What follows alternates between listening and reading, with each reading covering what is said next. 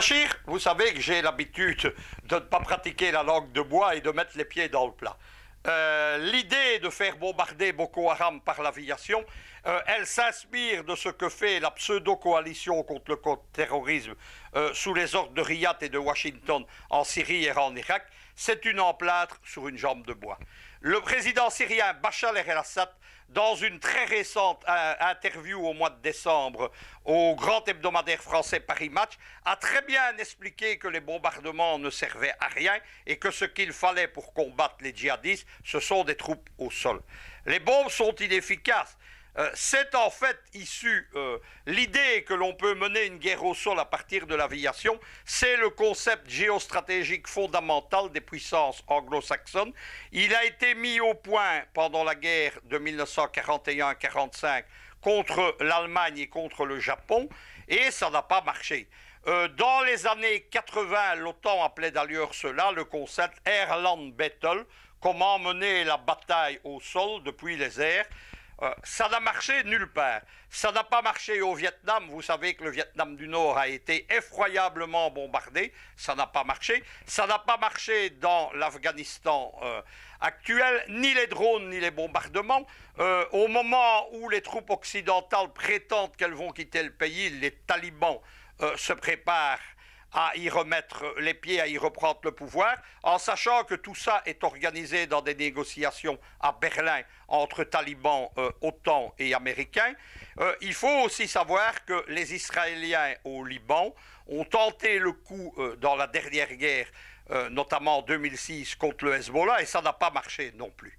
En 1941-45, un chiffre qui résume tout, alors que les villes allemandes sont rasées, que des centaines de milliers de morts, ce sont des crimes de guerre au regard des lois internationales. Il n'y a pas que les nazis ou les japonais qui en ont commis. Les plus grands criminels de guerre de la guerre 41-45, ce sont les anglo-saxons, avec les bombardements aux bombes normales et au phosphore sur les villes allemandes, sur les villes japonaises. Dresde ou Hambourg, ce sont des centaines de milliers de morts en une nuit, et les bombardements atomiques sur Hiroshima et Nagasaki. Mais si la population est touchée durement, elle n'est pas du tout terrorisée. Le régime japonais et encore plus le régime nazi ont un soutien de leur population jusqu'au dernier jour de mai 1945, alors que les armées soviétiques de la garde sont à quelques centaines de mètres du bunker d'Hitler à Berlin. La population de Berlin est encore en train de mourir pour les dirigeants nazis. Et surtout, dans les chiffres de l'économie, en mai 1945, l'Allemagne nazie produit plus qu'elle ne produisait en 1939 ou en 1941.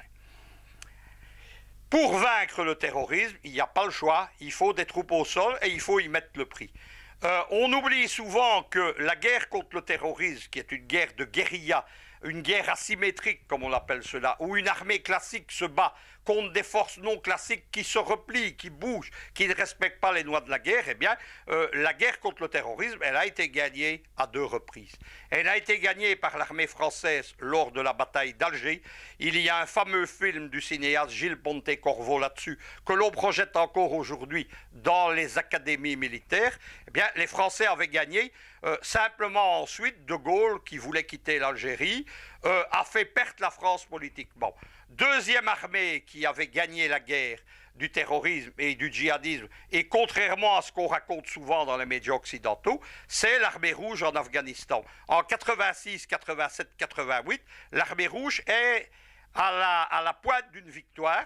Elle l'a payé très chèrement. Elle l'a payé de dizaines de milliers de morts, mais quand les soviétiques quittent l'Afghanistan, le régime communiste afghan se maintient encore plus de 2 années. Qu'est-ce qui s'est passé là aussi? C'est que arrive Gorbatchev avec sa perestroïka et sa glasnost, et lui veut quitter l'Afghanistan et fait donc perdre l'Union soviétique dans une défaite politique, purement politique. Voilà pourquoi il ne faut rien attendre de bombardement, ni en Irak, ni en Syrie, et certainement pas au Cameroun.